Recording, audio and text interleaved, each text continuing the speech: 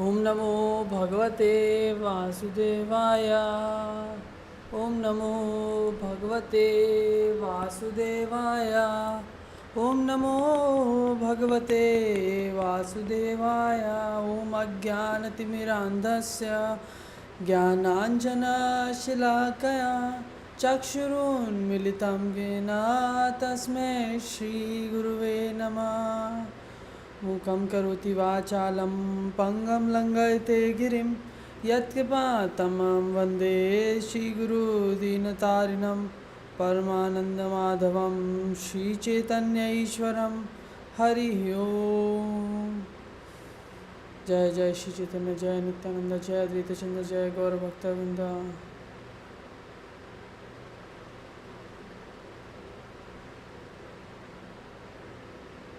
नष्टप्रायेषु अभद्रेषु नित्यं भागवत सेवया भगवती उत्तम श्लोके भक्तिर्भवति नैष्ठिकी।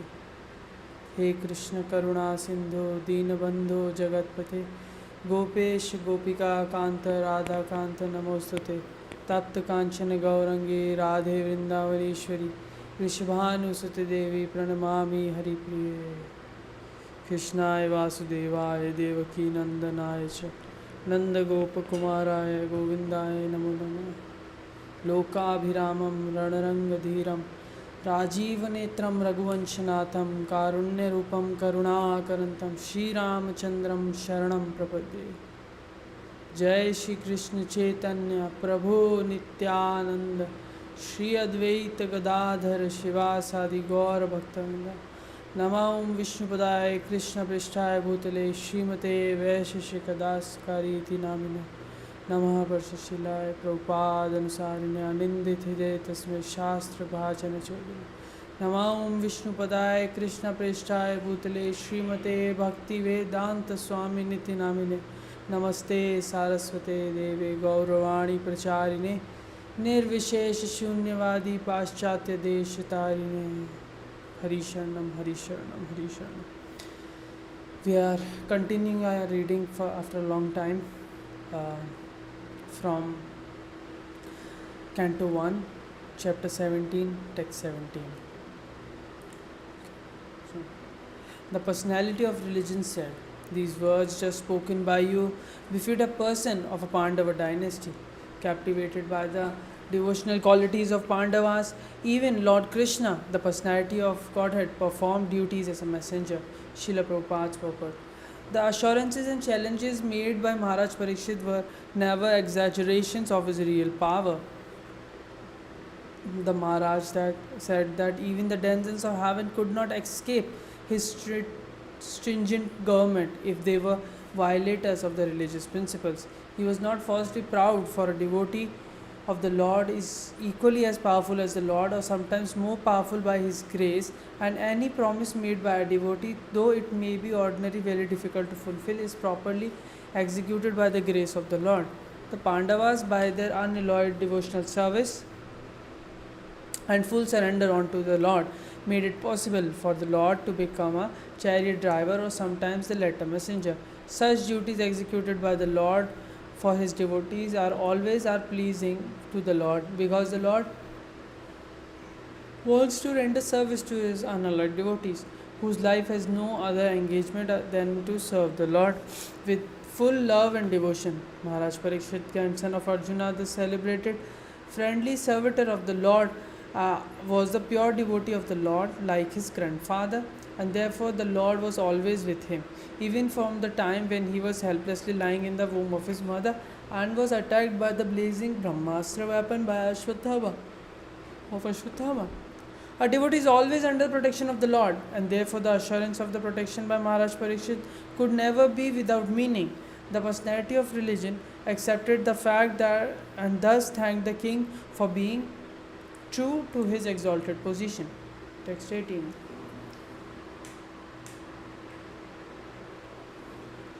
Okay.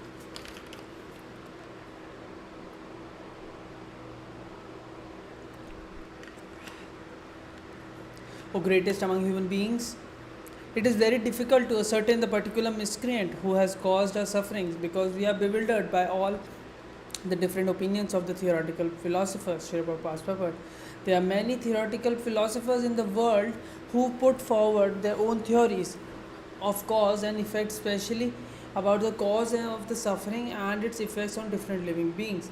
Generally, there are six great philosophers: Kanda, the author of Vaisheshika philosophy; Gautama, the author of logic; Patanjali, the author of mystic yoga; Kapila, the author of Sankhya philosophy; Jaimini, the author of Karma Mishra, Karma Mimamsa; and Vyasadeva, the author of Vedanta Darshana. Although the bull, or the personality of religion, and the cow, the personality of earth, knew perfectly well that the personality of Kali was the direct cause of the suffering, still, as devotees of the Lord, they knew well also that without the sanction of the Lord, no one could inflict trouble upon them. According to the Padma Puran, our trouble present is due to fructifying the seedling sins. But even those seedling sins also gradually fade away by the execution of pure devotional service. Thus, even if the devotees see the mischief mongers, they do not accuse them of the suffering inflicted. They take it for granted that the mischief monger is made to act by some indirect cause, and therefore they tolerate the sufferings, thinking them to be God given in small doses. For otherwise, the suffering could have been greater. This is very important. Maharaj Parikshit wanted to give a statement of accusation against the direct mischief monger, but they declined to give it on the above mentioned grounds. Speculative philosophers, however, do not recognize the sanction of the Lord. They try to find out the cause of suffering in their own way.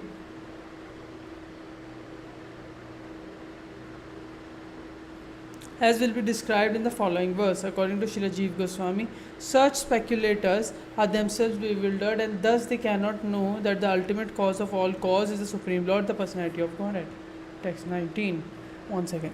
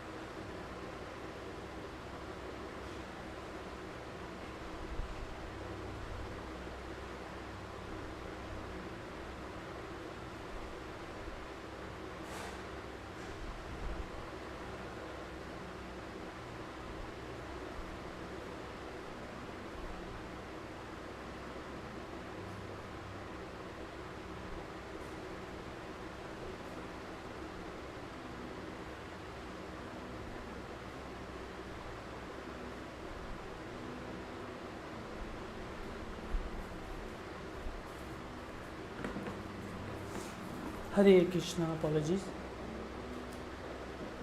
Okay, so text 19. Some of the philosophers who deny all sorts of duality declare that one's own self is responsible for his personal happiness and distress. Others say that superhuman powers are responsible, and yet others say that the activity is responsible, and the gross materials maintain that nature is ultimate cause. Srila Prabhupada's purport. As referred our philosophers like Jaimini and his established followers, that fruitive activity is the root cause of all distress and happiness, and that even if there is superior authority, some superhuman powerful gods or gods, he or they are also under the influence of fruitive activity because they reward result according to one's action. They say that the action is not independent because action is performed by some performer Therefore, the performer himself is the cause of his own happiness and distress.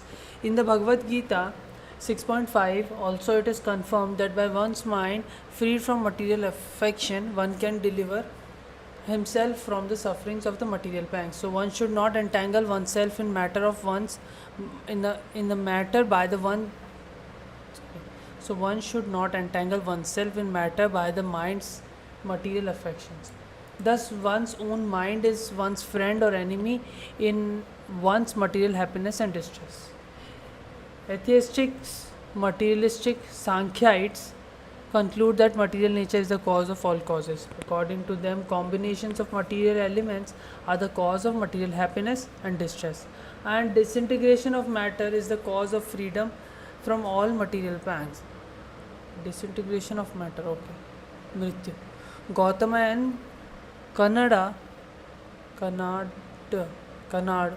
find that the atomic combination is the cause of everything, and impersonalists like Ashtavakra discover that the spiritual effulgence of Brahman is the cause of all causes. But in the Bhagavad Gita, Lord himself declares that he is the source of all impersonal Brahman, and therefore he, the personality of Godhead, is the ultimate cause of all causes. It is also confirmed in the Brahma Samhita that Lord Krishna is the ultimate cause of all causes. Text 20. There are also some thinkers who believe that no one can ascertain the cause of distress by argumentation, nor know it by imagination, nor express it by words. O sage among kings, judge for yourself by thinking over all this with your own intelligence. Srila Prabhupada's purport. The Vaishnavites, the devotees of the Lord, do believe, as above mentioned, that nothing can take place without sanction of the Supreme Lord. He is the Supreme Director, for he confirms in Bhagavad Gita 15.15, Sarvasya chaham hiti sannavishto, mata smite jnanam apohanam cha, vedeshu sarve ahameva vedya, vedanta kritved videva chaham. That he, as all pervading Paramatma, stays in everyone's heart and keep vigilance over all actions and witness all activities. The argument of the atheist that one cannot be punished for one's misdeeds unless proved before a qualified justice is refuted herein. For we accept the perpetual witness and constant companion of the living being. A living being may forget all that he might have done in the past or present life, but one must know that in the same tree of the material body, the individual soul and the supreme soul as Paramatma are sitting like two birds. One of them, the living being, is enjoying the fruits of the tree, whereas the supreme being is there to witness the activities. Therefore, the Paramatma feature, the supreme soul, is actually the witness of all activities of the living beings. Therefore, Paramatma feature, the Supreme Soul, is actually the witness of all activities of the living being, and by his direction can the living being remember or forget what he might have done in the past. He is therefore both the all-pervading impersonal Brahman and the localized Paramatma in everyone's heart. He is the knower of all past, present and future, and nothing can be concealed from him. The devotees know this truth, and therefore they discharge their duties sincerely, without being overly anxious for rewards. Besides that, one cannot estimate the Lord's reaction either by speculation or by scholarship. Why does he put some into difficulty and not others? He is the supreme knower of the Vedic knowledge, and thus he is the factual Vedantist. At the same time, he is the compiler of Vedanta. No one is independent of him, and everyone is engaged in his service in different ways. In the conditioned state, such services are rendered by the living being under force of the material nature, whereas in the liberated state, the living being is helped by the spiritual nature in the voluntary loving service of the Lord. There is no incongruity or inaberrity in his actions. All are on the path of absolute truth. Bhishma Dev correctly estimated the inconceivable actions of the Lord. The conclusion is therefore that the sufferings of the representative of religion and the representative of earth as present before Maharaj Parikshit were planned to prove that Maharaj Parikshit was the ideal executive head, because all he knew well how to give protection to cows, the earth and the Brahmanas' religious principles. Okay, Brahmanas are representatives of religious principles, the two pillars of spiritual advancement. Everyone is under the full control of the Lord. He is quite correct in his action when he desires something to be done by someone, irrespective of the consideration of the particular case. Maharaj Parikshit was thus put to test for his greatness. Now let us see how he solves it by his sagacious mind. Text 21. Srila Sutta Goswami said, who best among the Brahmins, the Maharaj Parikshit, thus hearing the posterity of religion speak, was fully satisfied, and without mistake or regret he gave his reply. Srila Prabhupada's purport. The statement of the bull, the personality of religion, was full of philosophy and knowledge, and the king was satisfied, since he could understand that the suffering bull was not an ordinary one. Unless one is perfectly conversant with the law of the Supreme Lord, one cannot speak such things touching philosophical truths. The emperor, being also on the equal level of sagacity, replied to the point without doubt or mistakes. Text 22. The king said, O you who are in the form of bull, you know the truth of religion, and you are speaking according to the principle that the destination intended for the perpetrator of irreligious acts is also intended for the one who identifies the perpetrator. You are no other than the personality of religion. Srila Prabhupada's purport. The devotee's conclusion is that no one is directly responsible for being a benefactor or mischief monger without the sanction of the Lord. Therefore, he does not consider anyone to be directly responsible for such action. But in both the cases, he takes it for granted that either benefit or loss is God sent, and thus it is His grace. In case of benefit, no one will deny that the God sent, but in case of loss or reverses, one becomes doubtful about how the Lord could be so unkind to his devotee to put him in great difficulty. Oh. This is very nice actually. Devotee conclusion is that no one is directly responsible for being benefactor.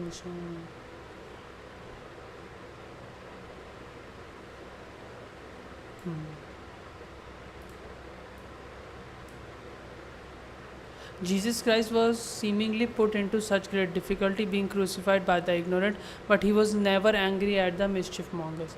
That is the way of accepting a thing, either favorable or unfavorable. Thus, for a devotee, the identifier is equally a sinner like mischief monger. By God's grace, the devotee tolerates all reverses. Amazing. Maharaj Parikshit observed this.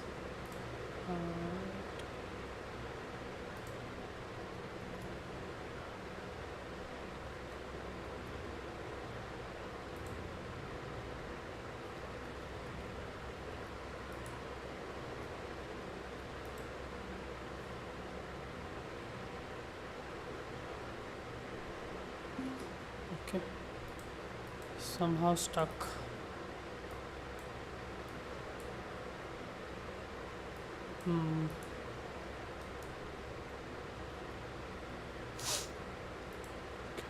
I'll just close it and open it again.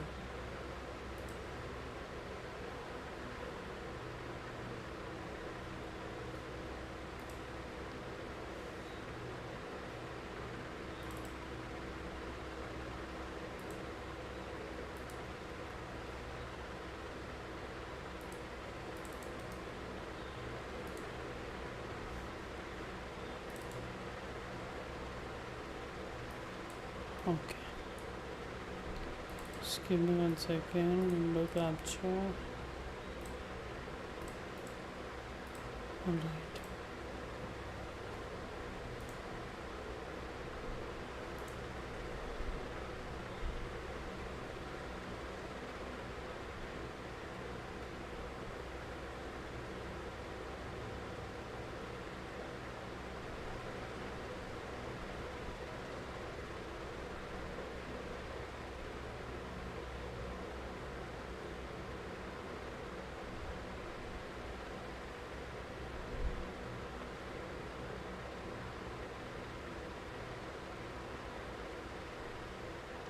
Okay, we are here.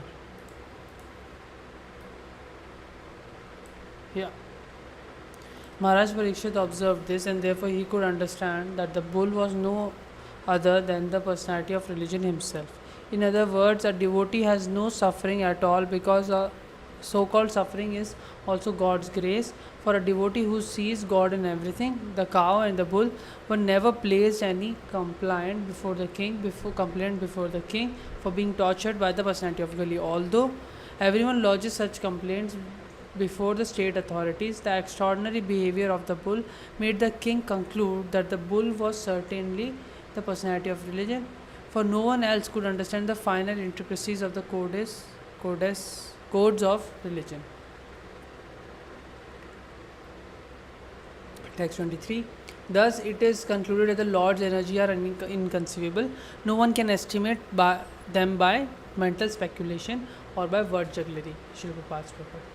The question may be raised as to why a devotee should refrain from identifying an actor, although he knows definitely that the Lord is the ultimate doer of everything. Knowing the ultimate doer, one should not pose himself as ignorant as the actual performer. The answer to this doubt, the reply is that the Lord is not directly responsible for everything is done by his deputed Maya Shakti or material energy. The material energy is always provoking doubts about the supreme authority of the Lord. The personality of religion knew perfectly well that nothing can take place without the sanction of the Supreme Lord, and still he was put into doubts by the deluding energy, and thus he refrained from mentioning the supreme cause. The doubtfulness was due to the contamination of both Kali and material energy. The whole atmosphere of the age of Kali is magnified by the deluding energy, and the proportion of measurement is inexplicable. Text 24. In the age of Satya, truthfulness, your four legs were established by the four principles of austerity, cleanliness, mercy, and truthfulness. Daya, Soch, Daya, Soch, Tap, Satya, I think. Here it should be Tapa, Socham, Daya, Satyam. Tapa, Socham, Daya, Satyam. Four legs of religion. Tapa is austerity, Socham is cleanliness, Daya is mercy, and Satyam is truthfulness.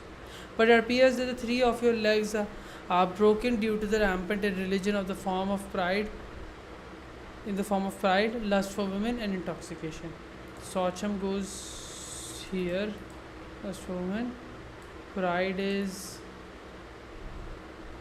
Tapaha, I think, and intoxication is Satyam. Or we'll just see here. The deluding energy of material nature can act upon the living being proportionately in terms of living beings falling prey to deluding attraction of Maya. Moths are captivated by the glaring brightness of light, and thus they fall prey to the fire. Similarly, the deluding energy is always captivating the conditioned souls to become prey to fire of delusion. And Vedic scriptures warn the conditioned soul not to become prey to the fire of delusion. And the Vedic scriptures warn the conditioned soul not to become prey to the delusion but to get rid of it. The Vedas warn us not to go to the darkness of ignorance but to the progressive path of light.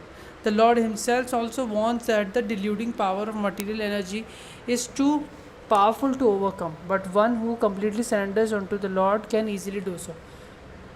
But to surrender unto the lotus feet of the Lord is not very easy. Such surrender is responsible by persons of austerity, cleanliness, mercy, and truthfulness. These four principles of advanced civilization are remarkable features in the age of Satya. In that age, every human being was practically a qualified Brahmana of the highest order, and in the social orders of life, they were all Paramhamsas, or the topmost of renounced order. By culture standing, the human beings were not at all subjects to the deluding energy. Such strong men of character were competent enough to get away from the clutches of Maya, but gradually, as the basic principle of Brahmanical culture, namely austerity, cleanliness, mercy, and truthfulness, became curtailed by the proportionate development of pride, attachment to women, intoxication, the path of salvation or the path of salvation or the path of transcendental bliss retreated far, far away from human society. With the progression of age of Kali, people are becoming very proud, attached to women and intoxication. By the influence of the age of Kali, even a pauper is proud of his penny. The women are always dressed in an overly attractive fashion to victimize the minds of men, and the men are addicted to drinking wine, smoking, drinking tea, chewing tobacco, etc. All these habits are so called advancement of civilization, are the root cause of all irreligiosities,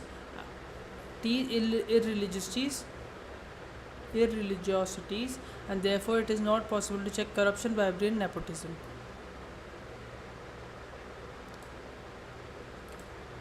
Man cannot check all these evil simply by statutory acts of police vigilance, but he can cure the disease of the mind by the proper medicine, namely advocating the principles of Brahminical culture or the principles of austerity, cleanliness, mercy, and truthfulness. Modern civilization and economic development are creating a new situation of poverty and scarcity, with the result of blackmailing the consumers' commodities. If the leaders and the rich men of the society spend 50% of their accumulated wealth mercifully for the misled mass of people and educate them in God consciousness, the knowledge of Bhavatam, certainly the age of Kali will be defeated in its attempt to entrap the conditioned souls. We must always remember that false pride or too high an estimation of one's own values of life, undue attachment to women, or association with them, and intoxication will divert human civilization to the path of peace. However much the people clamor for peace in the world, the preaching of the Bhagavatam principles will automatically render the man austere, clean, both inside and outside, merciful to the suffering, and truthful in daily behavior. That is the way of correcting the flaws of human society, which are very promptly exhibited in the present moment. Text 25. You are now standing on one leg, which is your truthfulness, and you are somehow or other hobbling along. But quarrel, personified Kali, flourishing by deceit, is also trying to destroy that leg. Srila Prabhupada's purport. The principles of religion do not stand on some dogmas or man made formulas, but they stand on four primary regulative observances, namely austerity, cleanliness, mercy, truthfulness. The mass of people must be taught to practice these principles from childhood. Austerity means to voluntary things which may not be very comfortable for the body but are conductive for spiritual realization. For example, fasting. Fasting twice or four times a month is sort of austerity which may be voluntarily accepted for self realization only. Okay. And not for any other purposes, political or otherwise. Fastings which are not meant for self-realization but for some other purpose are condemned in Bhagavad Gita 17.5 and 6. So let's just check 17.5 and 6.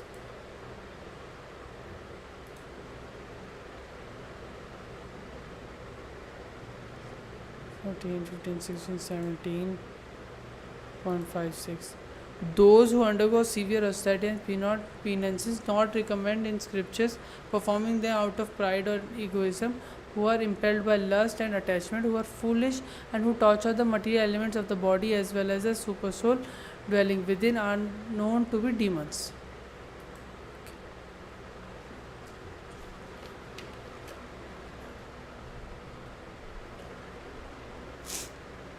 Similarly, cleanliness is necessary both for the mind and for the body. Simply, bodily cleanliness may help some extent, but cleanliness of the mind is necessary, and it is effected by glorifying the Supreme Lord. No one can cleanse the accumulated mental dust without glorifying the Supreme Lord. The godless civilization cannot cleanse the mind because it has no idea of God, and for this simple reason, people under such civilization cannot have good qualities.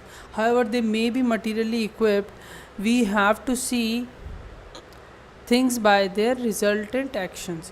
The resultant actions of human society in the age of Kali is dissatisfaction. So everyone is anxious to get peace of mind. The peace of mind was complete in the Satya age because of the existence of the above mentioned attributes of the human beings. Gradually, these attributes have diminished in Treta Yuga for three-fourths. Okay. Gradually, these attributes have diminished in the Treta Yuga to three-fourths, in the Dwapar to half, in the age of Kali to one-fourth, which will also gradually diminishing on account of prevailing untruthfulness. By pride, either artificial or real, the resultant action of the austerity is spoiled. By too much affection for female association, cleanliness is spoiled. By too much addiction to intoxication, mercy is spoiled. And by too much lying, propaganda, truthfulness is spoiled. The reveal of Bhagavad Dharma can save human civilization from falling prey to evil of all description.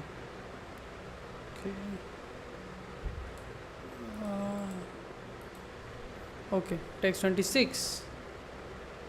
The burden of the earth was certainly diminished by the personality of Godhead and by others as well. When he was present as an incarnation, all good was performed because of his auspicious footprints. Text 27. Now she, the chaste one, unfortunately forsaken by the personality of Godhead, laments her future with tears in her eyes, for now she is being ruled and enjoyed by lower class men who pose as rulers. Srila Prabhupada's purport. The Kshatriyas, or the men who is qualified to protect the sufferers, is meant to rule the state. Untrained lower class men or men without ambition to protect the sufferers cannot be placed on the seat of an ambassador.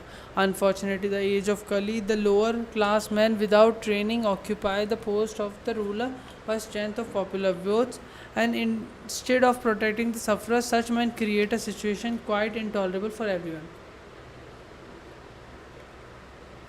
Such rulers illegally gratify themselves at the cost of all comforts of the citizens, and thus the chaste Mother Earth tries to see the pitiable condition of her son, both men and animals.